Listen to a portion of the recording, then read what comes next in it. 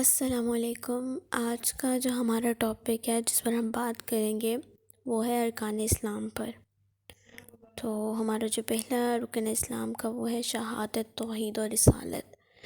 اسلام کے ارکان خمسہ میں سے سب سے پہلا رکن یہ ہے کہ انسان زبان سے توحید اور حضرت محمد صلی اللہ علیہ وسلم کی رسالت کی گواہی دے۔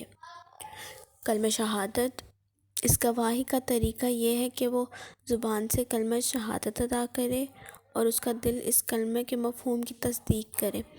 کلمہ شہادت یہ ہے: اشہد ان لا الہ الا اللہ وحدہ لا شریک لہ واشہد ان محمدا عبدہ ورسولہ، جس کا ترجمہ کچھ اس طرح سے ہے: میں گواہی دیتا ہوں کہ اللہ کے سوا کوئی معبود نہیں اور اس کا کوئی شریک نہیں، یہ کہ حضرت محمد صلی اللہ علیہ وسلم اس کے بندے اور رسول ہیں۔ کلمہ طیبہ ہمارا ہے: لا الہ الا اللہ محمد الرسول اللہ، اللہ کے سوا کوئی معبود نہیں، محمد صلی اللہ علیہ وسلم اللہ کے رسول ہیں۔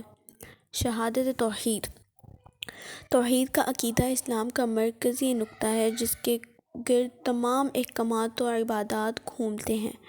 حضرت آدم علیہ السلام سے لے کر تمام انبیاء اسلام اس عقیدے کی تعلیم دیتے تھے۔ قرآن مجید میں ارشاد باری تعالیٰ ہے: وَمَا أَرْسَلْنَا مِن قَبْلِكَ مِن رَّسُولٍ إِلَّا نُوحِيَ إِلَيْهِ أَنَّهُ لَا إِلَٰهَ إِلَّا أَنَا فَاعْبُدُونِ۔ ترجمہ: اور ہم نے آپ سے پہلے کوئی رسول ایسا نہیں بھیجا مگر یہ کہ ہم اس کی طرف وحی کرتے تھے کہ میرے سوا کوئی عبادت کے لائق نہیں اور صرف میری ہی عبادت کرو۔ شہادت رسالت، کلمہ شہادت کا دوسرا جز رسالت ہے۔ میں اس بات کی گواہی دیتا ہوں کہ یقیناً محمد صلی اللہ علیہ وسلم اللہ کے بندے اور اس کے رسول ہیں۔ توحید کے ساتھ ساتھ رسالت پر ایمان فرض ہے، یعنی اس بات پر ایمان لانا کہ اللہ تعالیٰ نے رسول صلی اللہ علیہ وسلم کو دنیا کی رشد و ہدایت پر مقرر فرمایا اور آپ صلی اللہ علیہ وسلم جو پیغامات ہمیں پہنچائے ہیں وہ سب اللہ تعالیٰ کی طرف سے ہیں۔ نبی پاک صلی اللہ علیہ وسلم نے ہی ہمیں قرآن مجید، جنت و دوزخ اور دیگر چیزوں کی تعلیم دی۔ رسالت پر ایمان لانے کا مفہوم یہ ہے کہ ہماری زندگی کا ہر کام رسول صلی اللہ علیہ وسلم کے اسوہ حسنہ کے اتباع میں سر انجام پائے اور ہمارے کردار پر ایمان کے پرتو کی چھاپ لگی ہو۔ شہادت توحید اور رسالت کی اہمیت، توحید و رسالت محمد صلی اللہ علیہ وسلم کی شہادت دینے سے انسان اسلام میں داخل ہو جاتا ہے۔ جب تک وہ یہ شہادت نہ دے مسلمان تصور نہ ہوگا۔ یہ اس کے مسلمان ہونے کا اعلان ہے۔ اس شہادت کے بعد اسے وہی حقوق حاصل ہوں گے جو ملت اسلامیہ کے باقی تمام افراد کو ہیں اور اس کے پر وہ سب فرائض عائد ہوں گے جو دیگر افراد ملت پر عائد ہیں۔ اسلام کا جو دوسرا رکن ہے وہ صلاۃ یعنی نماز۔ صلاۃ عربی زبان کا لفظ ہے۔ یہ لفظ نماز کے لیے مخصوص نہیں ہے بلکہ عربوں میں دعا اور استغفار کے معنوں میں بھی استعمال کیا جاتا ہے۔ محققین کے نزدیک لفظ صلاح میں لغوی اعتبار سے 55 کے قریب معنی پائے جاتے ہیں۔ لفظ صلاۃ کے چند لغوی معنی ہیں جو میں آپ کو بتاتی ہوں۔ پہلا یہ کہ کسی چیز کو اپنے اوپر لازم ٹھہرانا، دوسرا کسی کی طرف خصوصیت کے ساتھ متوجہ ہونا، تیسرا کسی کے انتہائی قریب ہونا، چوتھا دعا و استغفار کرنا۔ نماز فارسی زبان کا لفظ ہے جو اردو زبان میں لفظ صلاۃ کے متبادل بولا جاتا ہے۔ لفظ نماز کے لغوی معنی عاجزی و انکساری، خدمت و اطاعت اور دعا و التجا کے ہیں۔ اسلام کا دوسرا رکن صلاۃ نماز ہے۔ اصطلاح شریعت میں نماز عبادت کا ایک ایسا طریقہ ہے جو رسول صلی اللہ علیہ وسلم نے مسلمانوں کو بتایا ہے۔ اس کی ادائیگی کے لیے اقامت کا لفظ استعمال ہوتا ہے۔ نماز کی اہمیت، قرآن حکیم میں سب سے زیادہ تاکید اقامت صلاۃ کے بارے میں کی گئی ہے۔ اسلام قبول کرنے کے بعد فوری طور پر جو فرض مسلمان پر عائد ہوتا ہے وہ نماز کا ادا کرنا ہے۔ یہ دینی تربیت کی بنیادی حصہ ہے۔ یہ سابقہ انبیاء کی امتوں پر بھی فرض رہی ہے۔ یہ مخلوق کا اپنے دل، زبان اور تمام اعضاء کے ساتھ اپنے خالق حقیقی کے سامنے عبودیت اور بندگی کا اظہار ہے اور خالق و مخلوق کے درمیان وابستگی کا ذریعہ ہے۔ زکوٰۃ کی اہمیت، جو ہمارا تیسرا رکن اسلام کا وہ زکوٰۃ ہے۔ زکوٰۃ اسلام کا اہم رکن ہے۔ ہر صاحب نصاب پر زکوٰۃ فرض ہے۔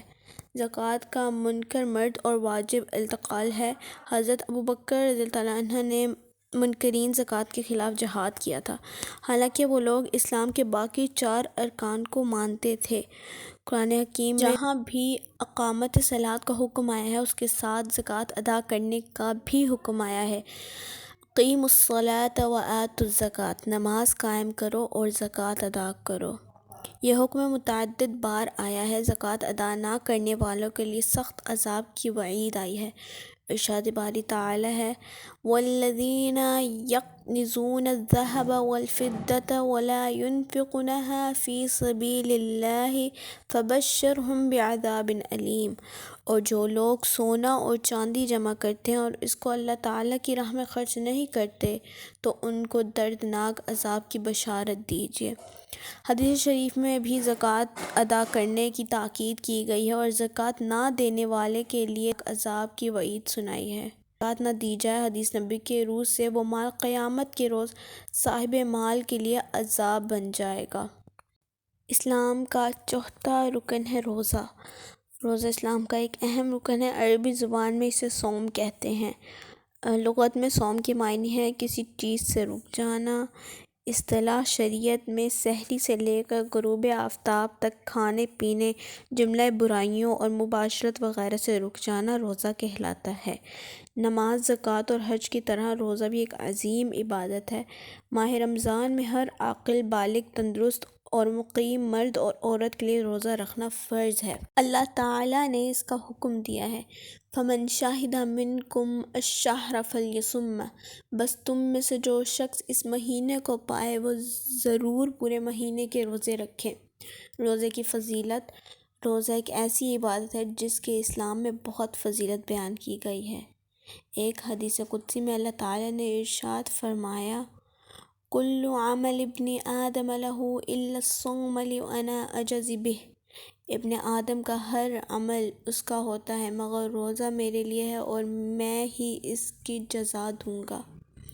نبی کریم صلی اللہ علیہ وسلم نے فرمایا من صام رمضان ایمانا واحتسابا غفر لہ ما تقدم من ذنبہ، جس شخص نے رمضان کے روزے محض اللہ تعالیٰ پر ایمان لاتے ہوئے ثواب سمجھ کر رکھے، اس کے سابقہ تمام گناہ بخش دیے جائیں گے۔ روزہ انسان کے لیے بے حد اجر و ثواب کا موجب ہے۔ یہ ایسی عبادت ہے جو پہلی امتوں میں بھی کسی نہ کسی شکل میں موجود تھی۔ حدیث میں آتا ہے کہ رمضان کا چاند نکلتے ہی شیاطین جگڑ دیے جاتے ہیں، جنت کے دروازے کھول دیے جاتے ہیں، دوزخ کے دروازے بند کر دیے جاتے ہیں، روزہ دار کی اجرت میں بے پناہ اضافہ کر دیا جاتا ہے، دوزخ سے نجات، ملائکہ رحمت کا نزول، اعتکاف کی برکتیں اور لیلۃ القدر کی خصوصی نعمت جس کی عبادت کو 1000 ماہ کی عبادت سے بہتر قرار دیا گیا ہے۔ اسلام کا پانچواں اور آخری رکن ہے حج۔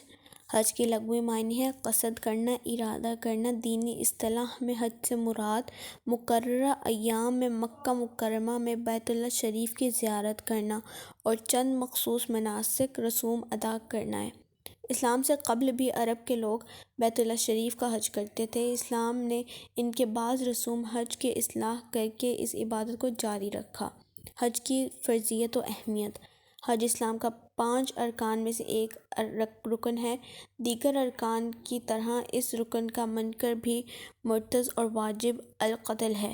حج ہر آزاد، عاقل، بالغ، تندرست اور صاحب توفیق مسلمان پر زندگی میں ایک بار فرض ہے۔ ارشاد خداوندی ہے وَلِلَّهِ عَلَى النَّاسِ حِجُّ الْبَيْتِ مَنِ اسْتَطَاعَ إِلَيْهِ سَبِيلًا، بیت اللہ کا حج لوگوں پر اللہ تعالیٰ کا حق ہے جس کو اس کے راستے کی استطاعت ہو۔ اسی لیے مسلمان ہونے کے ساتھ ساتھ ہم پر فرض ہے کہ ہم ان 5 ارکان کو اپنی زندگی کا معمول بنائیں اور ان پر پورے طریقے سے عمل پیرا ہوں۔